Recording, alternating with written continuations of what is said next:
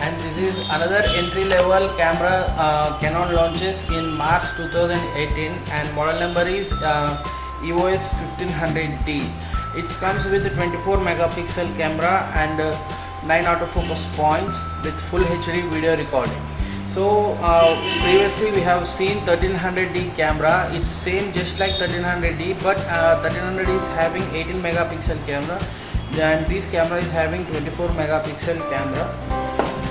In this, these also coming with same kit lens like 18-55 and 55-250 with IS2 USM type.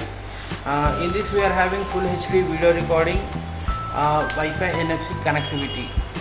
So it's having smooth and accurate focusing speed also, like Digic 4 Plus it runs with Digic 4 Plus processor.